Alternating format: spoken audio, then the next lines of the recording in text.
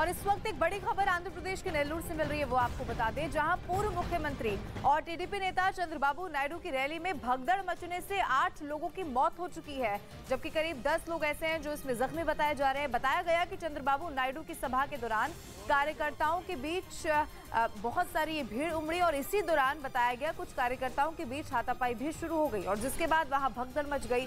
वहां से भागने के दौरान कुछ कार्यकर्ता पास ही के एक नाले में गिर गए और जिससे उनकी मौत हो गई। भगदड़ मचने के तुरंत बाद चंद्रबाबू नायडू ने जनसभा को रद्द कर दिया और घायलों से मिलने के लिए अस्पताल पहुंच गए। पार्टी ने मृतकों के परिवार के लिए 10 लाख रुपए की आर्थिक सहायता देने की भी घोषणा कर दी है।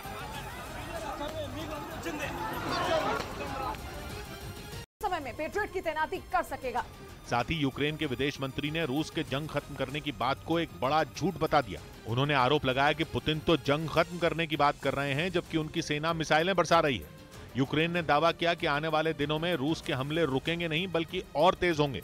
इधर सीमा विवाद पर महाराष्ट्र विधानसभा में प्रस्ताव पारित होने के बाद कर्नाटक सरकार भड़क गई। उस प्रस्ताव में बेलगावी समेत विवादित इलाके के 865 गांवों को महाराष्ट्र में मिलाने का जिक्र किया गया था, जिस पर कर्नाटक सरकार ने तीखी प्रतिक्रिया दी। कर्नाटक के सीएम बसवराज बोम्मई ने इसे महाराष्ट्र सरकार का एक गैर जिम्मेदाराना कदम करार दिया। उन्होंने महाराष्ट्र के प्रस्ताव को संघीय ढांचे के खिलाफ बताया। बोम्मई ने दावा किया कि कर्नाटक 1 इंच जमीन भी महाराष्ट्र को लेने नहीं देगा।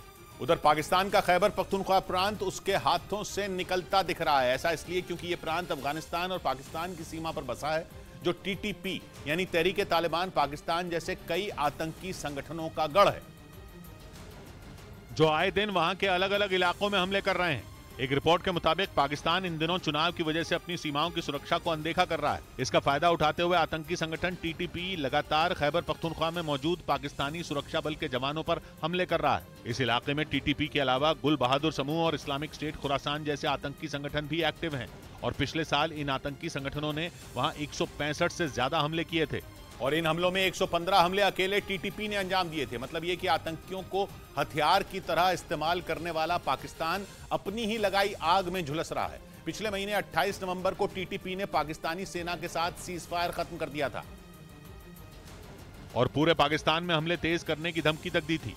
इसके बाद से ही पाकिस्तानी सैनिकों को खैबर पख्तूनख्वा में लगातार आतंकी हमलों का सामना करना पड़ रहा है। इसी महीने की 18 तारीख को टीटीपी के आतंकियों ने बन्नू सैन्य छावनी को अपने कब्जे में लेकर 9 सैनिकों को बंधक बना लिया था। बाद में उन्हें छुड़ाने के लिए पाकिस्तान को सैन्य अभियान तक चलाना पड़ा।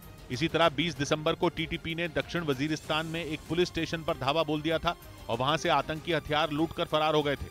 और इन आतंकी घटनाओं को देखकर यह अंदाजा लगाया जा रहा है कि खैबर पख्तूनख्वा पर तहरीके तालिबान पाकिस्तान की निगाह टेढ़ी हो चुकी है।